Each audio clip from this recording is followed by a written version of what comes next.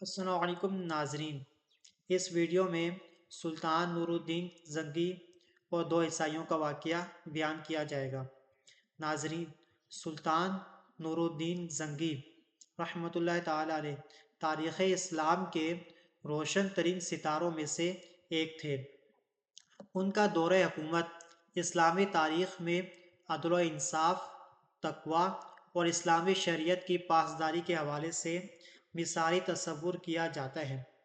سلطان نور الدین زنگی اپنے عہد کے وہ عظیم بادشاہ تھے جنہوں نے اپنی پوری زندگی اسلام کی سربلندی اور تحفظ کے لیے وقف کر دی تھی۔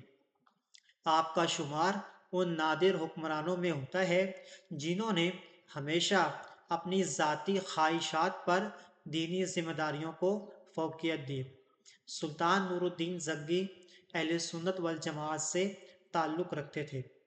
سلطان نور الدین زنگی کے عہد میں عیسائیوں کا واقعہ پیش آیا کہ جب دو عیسائی افراد نے مدینہ منورہ میں داخل ہو کر رسول اللہ صلی اللہ علیہ وسلم کے مبارک جسد اقدس کو چرانے کی ناپاک جسارت کی۔ یہ منصوبہ صلیبی جنگوں کے عروج پر اس لیے تیار کیا گیا کہ مسلمانوں کے دلوں میں رسول اللہ صلی اللہ علیہ وسلم سے عقیدت و محبت کو ٹھیس پہنچائی جائے اور انہیں روحانی طور پر شکست دی جائے۔ واقعہ کا آغاز اس وقت ہوا جب سلطان نور الدین زنگی ایک رات خواب میں سرور کائنات حضرت محمد مصطفیٰ صلی اللہ علیہ وسلم کی زیارت سے فیض یاب ہوئے۔ آپ صلی اللہ علیہ وسلم نے خواب میں نور الدین زنگی کو دو افراد کی تصویر دکھائی اور کچھ اس طرح فرمایا: اے نور الدین، یہ دو افراد مجھے تکلیف دینے کی کوشش کر رہے ہیں، میری مدد کرو۔ سلطان نور الدین زنگی خواب سے بیدار ہوئے تو ان کا دل بے چین ہو گیا۔ وہ سمجھ گئے کہ ضرور کوئی معاملہ سنگین ہے جس کی اطلاع انہیں بذریعہ خواب دی گئی ہے۔ انہوں نے فوراً وضو کیا اور نماز ادا کرنے کے بعد اپنے چند قریبی وزراء اور سپاہیوں کو طلب کیا۔ سلطان نے فیصلہ کیا کہ انہیں فوری طور پر مدینہ منورہ جانا چاہیے۔ سلطان نور الدین زنگی رحمۃ اللہ تعالی علیہ نے فوراً دمشق سے مدینہ کی طرف کوچ کیا۔ سفر تیزی سے طے کیا گیا اور مختصر مدت میں سلطان اپنی فوج کے ساتھ مدینہ منورہ پہنچ گئے۔ مدینہ پہنچتے ہی سلطان نے مدینہ کے گورنر کو حکم دیا کہ وہ شہر کے تمام باشندوں کو ایک جگہ اکٹھا کرے تاکہ سلطان خود ان افراد کی شناخت کر سکیں جن کو خواب میں دیکھا تھا۔ شہر کے تمام باشندے سلطان کے حکم پر جمع ہو گئے۔ سلطان نے غور سے ہر شخص کے چہرے کو دیکھا مگر خواب میں دکھائے گئے افراد نظر نہ آئے۔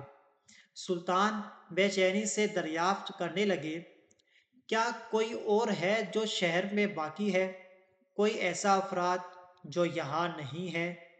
مدینہ کے گورنر نے بتایا: ہاں، دو افراد ہیں جو حال ہی میں یہاں آئے ہیں۔ یہ دو عیسائی زائرین تھے لیکن انہوں نے مسلمانوں کا لباس پہنا ہوا تھا اور اپنے آپ کو نیک اور وہ متقی پرہیزگار سمجھتے تھے، اور لوگ بھی ان کو متقی پرہیزگار سمجھتے تھے کہ وہ لوگ مسلمانوں میں صدقہ و خیرات بہت زیادہ تقسیم کرتے تھے اور رات بھر لوگوں کو اس طرح دکھاتے تھے جیسا کہ وہ عبادت کر رہے ہیں۔ انہوں نے مسجد نبوی کے قریب ایک مکان کرائے پر لیا ہوا تھا۔ یہ سن کر سلطان نور الدین زنگی کا دل تیزی سے دھڑکنے لگا۔ انہوں نے حکم دیا کہ ان دونوں عیسائیوں کو فوری طور پر حاضر کیا جائے۔ یاد رہے وہ دو لوگ چونکہ عیسائی تھے لیکن اپنے آپ کو مسلمان شامل کرتے تھے۔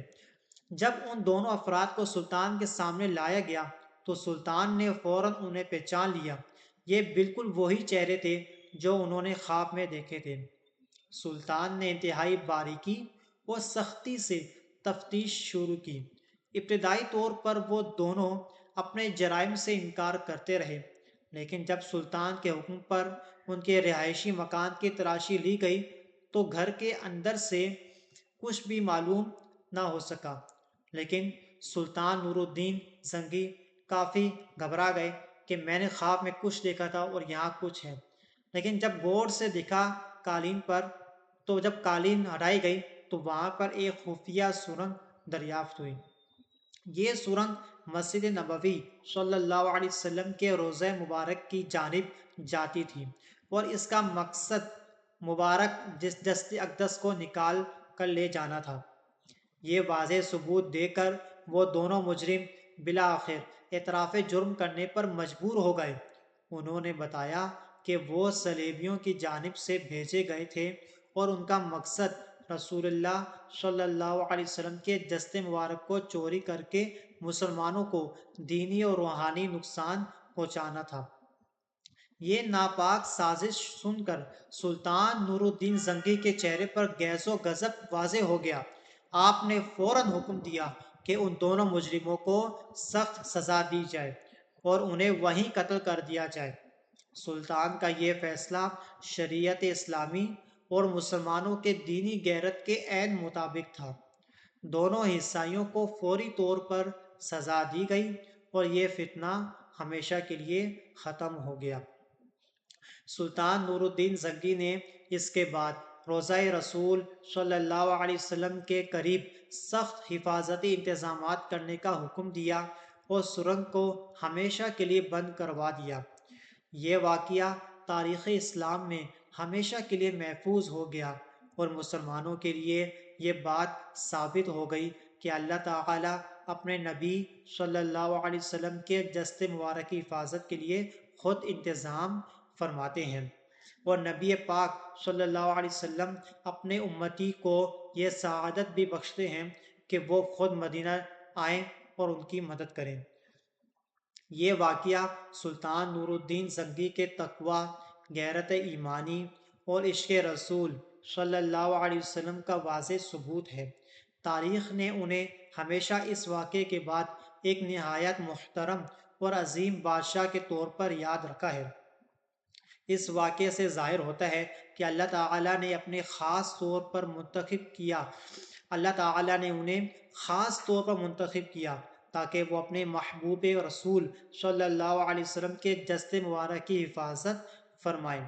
اس تاریخی واقعہ نے سلطان نور الدین زنگی کے مقام کو مزید بلند کر دیا اور تاریخ میں ان کا نام ہمیشہ کے لیے زندہ ہو گیا۔ یہ تھے سلطان نور الدین زنگی رحمۃ اللہ تعالی علیہ، جو کہ عماد الدین کے بیٹے تھے۔ جزاک اللہ خیر۔